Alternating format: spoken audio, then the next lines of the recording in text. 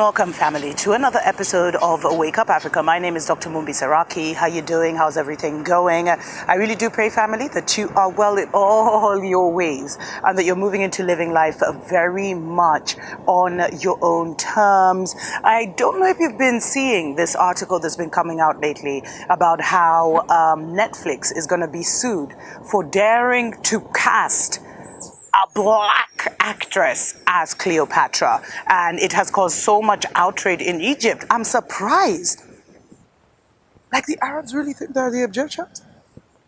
Or they say the Egyptians were a race that was not black. In fact, there's some famous lawyer, I'm not sure what his name was, who had come out and he was saying that, we're now black people are trying to appropriate the culture to them. There's been a lot of backlash in Egypt. And family, this is what happens when you keep quiet and you don't tell the people the truth. And I really believe the reason there's all this confusion is because the most iconic movie of Cleopatra was done with Elizabeth Taylor. And so everyone was convinced that she's Mzungu. And there's been this thing about, placing a color on a certain people and trying to convince the people that it's them. It's like when now all this evidence started showing that Jesus was actually black, all of a sudden the Church of England and all these other churches said, no, his color it's not that important. It's more about the faith and you believing in him and you believing in God. But you can see what happened. They cast Cleopatra. Next thing, 20 years down the line, these guys actually think Cleopatra was a Mzungu. And this guy is actually going on this massive campaign to talk about how Cleopatra was not black. And he's actually suing Netflix. I'm really hoping that Netflix or the Cleopatra director who has responded, she was actually she was shocked at the level of, the backlash from Egypt. She was not expecting that. And it's actually just one man. But he's causing enough of a fracas. And of course, he's being given enough airtime.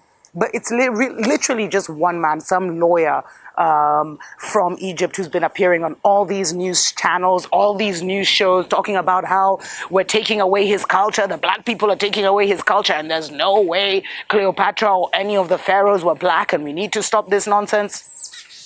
And the funny thing is, family, over December, there's a friend of mine who emailed me and she said, and she's jet black, gorgeous ebony, and she said when she went to Egypt, when she went to Cairo, she was shocked at how the locals, I'm not even going to call them Egyptians because they're not, the descendants of the invaders, were all touching her skin. They wanted to take pictures with her. They wanted to touch her kinky hair.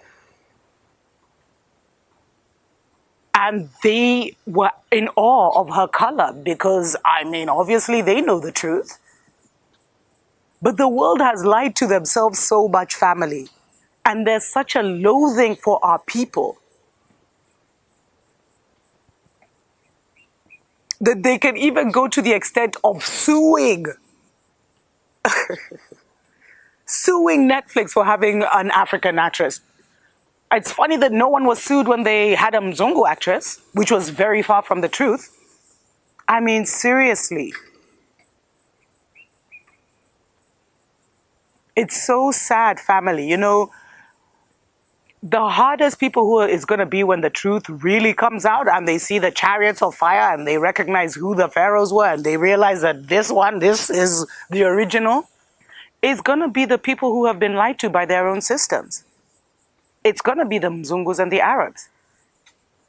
Because they've just glossed over so much history and told so many lies, family. And they've told so many lies for so long that these guys actually believe it. He actually thinks Cleopatra was. Seriously, am I tripping? And that's why I say, family, tell the children the truth. Because every race is claiming the most powerful kingdoms, whether they're theirs or not. For so long, the Mzungus were trying to claim, they tried to say the aliens. Aliens built the pyramids. Rather than say, black people built the pyramids. Tell the children the truth, family. There's incredible scholars from amongst our people who have looked into his story and proved it's actually our story. Get those books in your library. In fact, I know I've been saying I'm going to do a book of like, a show of like top 10, top 15 books to get. I'll definitely do that. But if you see people, it's not even their history, contending and fighting and willing to sue for lies, then that should tell you the importance of the narrative, which is what I've been saying from day one, family. It's all about the narrative. It's not about the truth. It's not about lies. It's about the narrative, and the narrative you tell your people.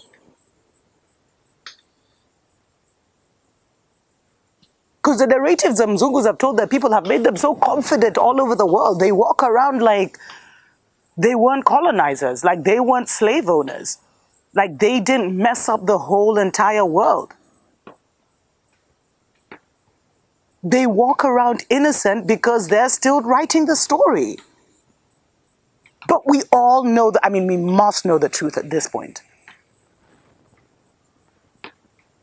We really must know the truth at this point, family. And so it will be interesting to see how far this lawsuit goes. Is it a publicity stunt? Because this year, I don't know if you've noticed, like, why now? Why is there all this? Why are the so-called Egyptians coming out and trying to claim histories that are not there and stories that are not theirs? Why not? What is going on?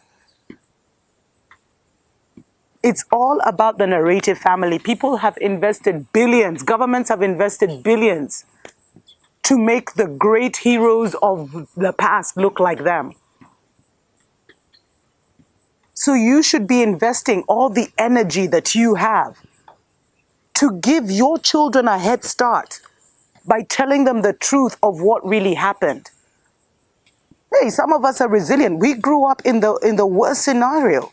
We grew up thinking we were bottom of the barrel, that literally our grandmothers and our grandfathers came from the forest and they had to be civilized by the Mzungu and shown how to use the toilets, shown how to cook for themselves, shown how to even dress themselves. It's only when I did research that I realized that was far from the truth, family. That they actually orchestrated famines and then totally destroyed the farms of my ancestors. Then orchestrated famines. Then the church was the only one who had the food, and they were like, yo, if you want food for you and your children, then leave all your traditional things at the door. Adopt a Mzungu name, accept Jesus as your Lord and Savior, then you can now come and be fed. And that's how things started shifting. But in Africa, we always say, until the lion learns how to speak or say things in English, the history will always be written by the so-called victor, who is not a victor at all. But anyway, those are stories for other days. Let me know what you think in the comments. I'm just like, it's so obvious to me who the pharaohs were, who the Egyptians were, family. It's so obvious to me that it comes as quite a shock that in 2023, someone can actually have the balls to sue Netflix because Cleopatra is black. I'm really hoping our scholars will come out on this one. And family, please remember, it's all about the narrative. Get behind the narrative. Tell your children the truth.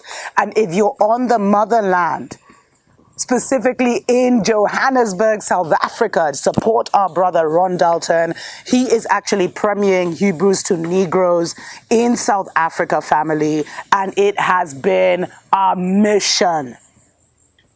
Little did he know, and actually now even me, I didn't even know how many gatekeepers, I had a feeling, how many gatekeepers there are to the motherland knowing that the Bantus are the real Hebrews. Even our own people don't want that. Then they've refused his marketing money. They've refused, I don't know if he's going to get a billboard because he wanted a massive billboard, but he's taken it to the streets.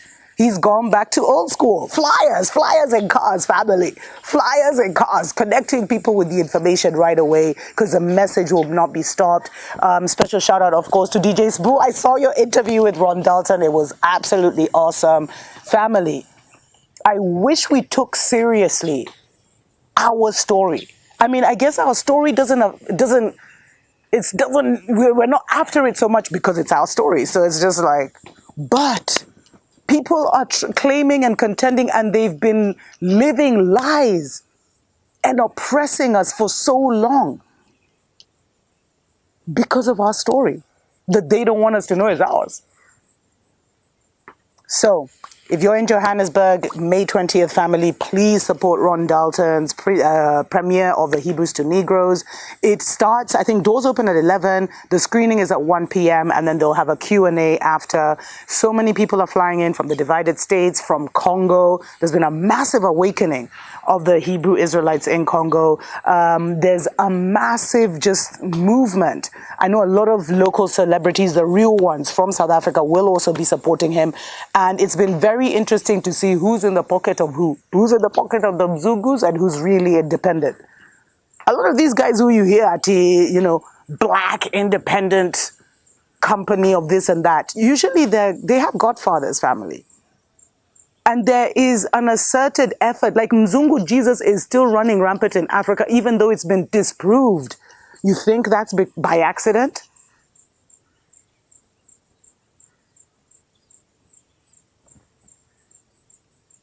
And we don't get emotional when our story is taken, but look how emotional the Egyptians are.